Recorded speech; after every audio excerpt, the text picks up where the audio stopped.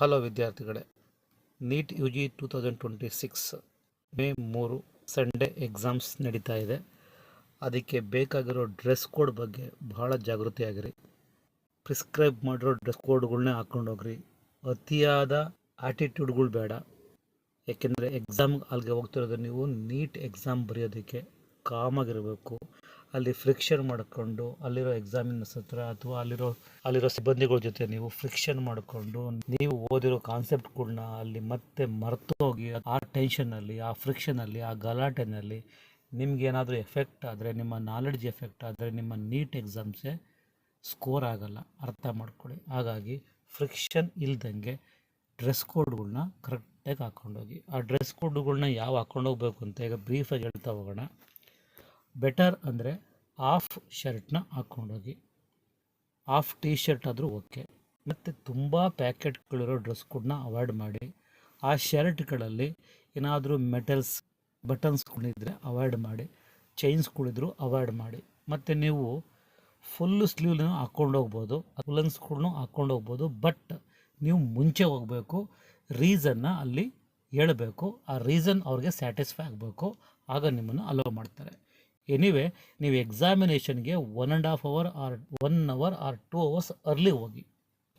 ಇನ್ನು transparent bottle, ನೀವು water ಬಾಟಲ್ನ ತೊಗೊಂಡೋಗ್ಬೋದು, but it must be transparent.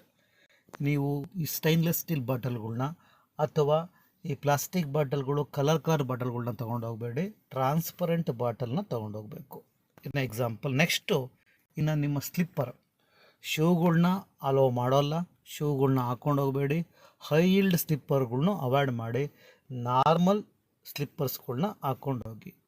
ಸುಮ್ಮನೆ ಶೂ ಹಾಕ್ಕೊಂಡೋಗಿ ಅಲ್ಲಿ ಬಿಚ್ಚಕ್ಕೆ ಹೇಳಿ, ನಾವು ಬಿಚ್ಚಲ್ಲ ಅಂತ ಹೇಳಿ ಅಲ್ಲಿ ಗಲಾಟೆ ಮಾಡ್ತಾ ಕೂತ್ಕೊಂಡು ಎಕ್ಸಾಮಿನೇಷನ್ ಕಾಮ್ನೆಸ್ನ ಹಾಳು ಮಾಡ್ಕೊಬೇಡಿ.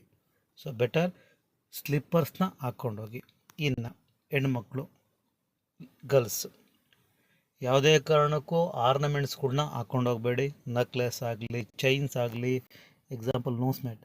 ಸೊ ನಿಮ್ಮ ಮೂಗು ಬಟ್ಟನ್ನು ಸಹ ಅಲೋ ಮಾಡಲ್ಲ, ಹಾಕ್ಕೊಂಡೋಗ್ಬೇಡಿ. ಇಯರಿಂಗ್ಸ್ಗಳು ಎಲ್ಲವನ್ನು ರಿಮೂವ್ ಮಾಡಿಕೊಂಡು ಹೋಗಿ. ಯಾವುದೇ ರೀತಿ ಆರ್ನಮೆಂಟ್ಸ್ಗಳ್ನ ಹಾಕ್ಕೊಂಡು ಹೋಗಬೇಡಿ. ಇನ್ನು ತಲೆ ಕೂದಲು ಹೆಂಗೆ ಬಚ್ಕೊಂಡು ಹೋಗ್ಬೇಕು?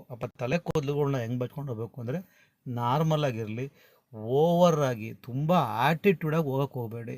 ಸ್ಟಾಫ್ ಏನಾದರೂ ನಿಮ್ಮ ಬಗ್ಗೆ ಎನ್ಕ್ವೈರಿ ಮಾಡಿದ್ರೆ ಅಲ್ಲಿಗೆ ನೀವು ಕರೆಕ್ಟಾಗಿ ಅವ್ರಿಗೆ ಕೋಆಪ್ರೇಟ್ ಮಾಡಿ. ಸುಮ್ಮನೆ ಕ್ಲಾಶ್ ಮಾಡ್ಕೊಳಕ್ಕೆ ಹೋಗಬೇಡಿ. ಬೆಟರ್ ಅಂದರೆ ಸಿಂಪಲ್ ಡ್ರೆಸ್ಗಳ್ನ ಹಾಕ್ಕೊಂಡು ಹೋಗಿ. ಮತ್ತು ಎಕ್ಸಾಮ್ ಬರೀತಿರೋ ಎಲ್ಲ ವಿದ್ಯಾರ್ಥಿಗಳಿಗೂ ಒಳ್ಳೆಯದಾಗಲಿ. ಎಕ್ಸಾಮ್ನ ಚೆನ್ನಾಗಿ ಬರೀರಿ. ನಿಮ್ಮ ನೀಟ್ ರ್ಯಾಂಕಿಂಗ್ ಚೆನ್ನಾಗಿ ಬರಲಿ. ಸೊ ಅದಕ್ಕಿಂತ ಮುಂಚೆ ಕಾಮಾಗಿರಿ, ಕೂಲಾಗಿರಿ. ಏನಾದರೂ ನೀವು ಎಕ್ಸಾಮ್ಸ್ ಬರೀಬೇಕಾದ್ರೆ ಟೆನ್ಷನ್ ಮಾಡ್ಕೊಳ್ಳೋಕೆ ಹೋಗಬೇಡಿ. ಯಾವುದೇ ರೀತಿ ಕಾಪಿ ಸ್ಲಿಪ್ಗಳನ್ನಾಗಲಿ ಚೀಟಿಗಳಾಗಲಿ ತೊಗೊಂಡೋಗಬೇಡಿ. ಕಾಮಾಗಿರಿ. ಏನಾದರೂ ನಿಮಗೆ ಬರೀಬೇಕಾದ್ರೆ ಆನ್ಸರ್ಸ್ ಗೊತ್ತಿಲ್ಲ ಅಂದರೆ ಸ್ಕಿಪ್ ಮಾಡ್ತಾ ಹೋಗಿ. ಕ್ವಶನ್ಸ್ಗಳ್ನ ಟೈಮ್ನ ವೇಸ್ಟ್ ಮಾಡಿಕೊಂಡು ಟೆನ್ಷನ್ ಮಾಡ್ಕೊಳಕ್ಕೆ ಹೋಗಬೇಡಿ. ಸಪೋಸ್ ನಿಮಗೆ ಕ್ವಶನ್ಗೆ ಆನ್ಸರ್ ಗೊತ್ತಿಲ್ಲ ಅಂದರೆ ಜಸ್ಟ್ ಸ್ಕಿಪ್ ಮಾಡ್ತಾ ಹೋಗಿ. ಬಿಕಾಸ್ ನೆಗೆಟಿವ್ ಮಾರ್ಕ್ಸ್ ಇರುತ್ತೆ, ಅರ್ಥ ಮಾಡ್ಕೊಳ್ಳಿ. ಸೊ PCB ನಿಮ್ಗೆ ಯಾವುದು ಚೆನ್ನಾಗಿ ಬರುತ್ತೋ ಅದ್ರ ಬಗ್ಗೆ ಮೊದಲು ಫೋಕಸ್ ಮಾಡಿ, ಮೊದಲು ಆನ್ಸರ್ ಮಾಡಿ. ಆಮೇಲೆ ನೆಕ್ಸ್ಟು ಕೆಮಿಸ್ಟ್ರಿಗೆ, ಫಿಸಿಕ್ಸ್ಗೆ ಬರ್ತಾ ಹೋಗಿ. ಲಾಸ್ಟ್ ಇಯರು ಫಿಸಿಕ್ಸು ತುಂಬ ಡಿಫಿಕಲ್ಟ್ ಇತ್ತು ಅಂತ ಮಾತಿದೆ. ಬಟ್ ಈ ವರ್ಷವೂ ಅದೇ ರೀತಿ ಆಗುತ್ತೋ ಇಲ್ಲವೋ ಗೊತ್ತಿಲ್ಲ. ಎನಿವೆ, ಯಾವ್ದಾರ ಒಂದು ಸಬ್ಜೆಕ್ಟ್ ಸ್ವಲ್ಪ ಸ್ಲೈಟ್ ಡಿಫಿಕಲ್ಟ್ ಆಗೇ ಆಗುತ್ತೆ. ಅದ್ರ ಬಗ್ಗೆ ಎಲ್ಲರಿಗೂ ಆಗುತ್ತೆ. ಸೊ ಆ ಡಿಫಿಕಲ್ಟ್ನೆಸ್ ಎಲ್ರಿಗೂ ಆಗುತ್ತೆ. ಬಟ್ ನೀವು ಚೆನ್ನಾಗಿ ಓದಿದರೆ ನಿಮ್ಗೆ ಅದು ಈಸಿ ಆಗುತ್ತೆ. ಸೊ ಹಾಗಾಗಿ ನೀವು ಎಷ್ಟು ಓದಿದ್ರೂ ಅದ್ರ ಬಗ್ಗೆ ಪರ್ಫೆಕ್ಟ್ನೆಸ್ ಇರಲಿ. ಎಲ್ರಿಗೂ ಎಕ್ಸಾಮ್ಸ್ ಚೆನ್ನಾಗಾಗಲಿ. ನಿಮ್ಮ ನೀಟ್ ರ್ಯಾಂಕಿಂಗ್ ಚೆನ್ನಾಗಿ ಬರಲಿ. All the best.